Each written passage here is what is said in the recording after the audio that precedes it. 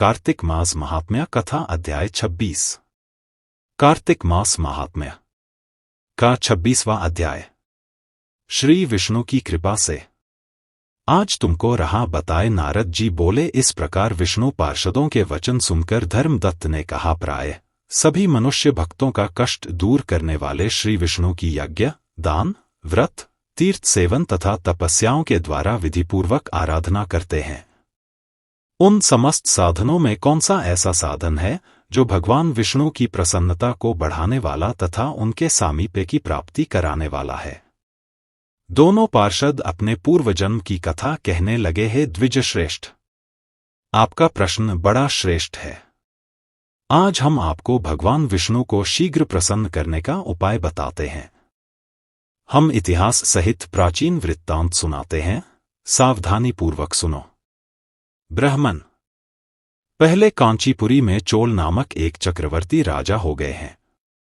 उन्हीं के नाम पर उनके अधीन रहने वाले सभी देश चोल नाम से विख्यात हुए। राजा चोल जब इस भूमंडल का शासन करते थे, उस समय उनके राज्य में कोई भी मनुष्य दरिद्र, दुखी, पाप में मन लगाने वाला अथवा रोगी नहीं था। एक समय की बात है, राजा चोल अनंतश्यन नामक तीर्थ में गए, जहां जगदीश्वर भगवान विष्णु ने योग निद्रा का आश्रय लेकर शयन किया था। वहां भगवान विष्णु के दिव्य विग्रह की राजा ने विधिपूर्वक पूजा की। दिव्य मणि, मुक्ताफल तथा सुवर्ण के बने हुए सुंदर पुष्पों से पूजन करके साष्टांग प्रणाम किया। प्रणाम करके ज्यों ही बैठे, उसी समय उनकी दृष्टि भगवान के पास आते हुए एक ब्राह्मण पर पड़ी, जो उन्हीं की कांची नगरी के निवासी थे। उनका नाम विष्णुदास था। उन्होंने भगवान की पूजा के लिए अपने हाथ में तुलसीदल और जल ले रखा था। निकट आने पर उन ब्राह्मण ने विष्णु सूक्त का पाठ करते हुए देवाधिदेव भगवान को स्नान कराया और तुलसी की मंजरी तथा पत्तों से उनकी विधिवत पूजा की। राजा चोल ने जो पहले रत्नों से भगवान की पूजा की थी, वह सब तुलसी पूजा से ढक गई। यह देखकर राजा कुपित होकर बोले, विष्णुदास, मैंने मणियों तथा सुवर्ण से भगवान की जो पूजा की थी, वह कितनी शोभा पा रही थी। तुमने तुलसीदल चढ़ाकर उसे ढक दिया।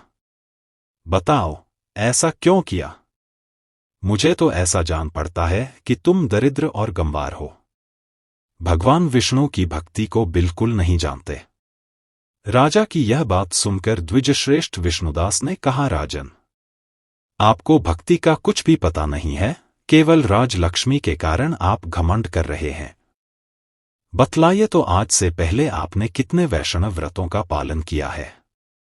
तब नृपश्रेष्ठ चोल ने हंसते हुए कहा, तुम तो दरिद्र और निर्धन हो, तुम्हारी भगवान विष्णु में भक्ति ही कितनी है। तुमने भगवान विष्णु को संतुष्ट करने वाला कोई भी यज्ञ और दान आदि नहीं किया, और न पहले कभी कोई देव मंदिर ही बनवाया है। इतने पर भी तुम्हें अपनी भक्ति का इतना गर्व है। अच्छा, तो ये सभी ब्राह्मण मेरी बात सुन लें। भगवान विष्णु के दर्शन पहले मैं करता हूं या यह ब्राह्मण? इस बात को आप सब लोग देखें, फिर हम दोनों में से किसकी भक्ति कैसी है, यह सब लोग स्वतः ही जान लेंगे। ऐसा कहकर राजा अपने राजभवन को चले गए। वहां उन्होंने महर्षि मुद्गल को आचार्य बनाकर वैष्णव यज्ञ प्रारंभ किया। उधर सदैव भगवान विष्णु को प्रसन्न करने वाले शास्त्रोक्त नियमों में तत्पर विष्णुदास भी व्रत का पालन करते हुए वहीं भगवान विष्णु के मंदिर में टिक गए।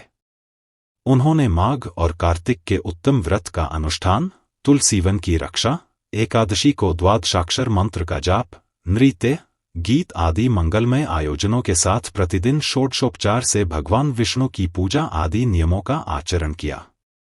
वे प्रतिदिन चलते, फिरते और सोते, हर समय भगवान विष्णु का स्मरण किया करते थे। उनकी दृष्टि सर्वत्र सम हो गई थी। वे सब प्राणियों के भीतर एकमात्र भगवान विष्णु को ही स्थित देखते थे। इस प्रकार राजा चोल और विष्णुदास दोनों ही भगवान लक्ष्मीपति की आराधना में संलग्न थे। दोनों ही अपने अपने व्रत में स्थित रहते थे और दोनों की ही संपूर्ण इंद्रियां तथा समस्त कर्म भगवान विष्णु को समर्पित हो चुके थे। इस अवस्था में उन दोनों ने दीर्घकाल व्यतीत किया। अगर आपको यह कथाएं पसंद है तो कृपया शेयर, लाइक या कमेंट जरूर करें कृपया हमारे चैनल अनबॉक्स सनातन को सब्सक्राइब करें और कमेंट बॉक्स में जय श्री हरि अवश्य लिखें।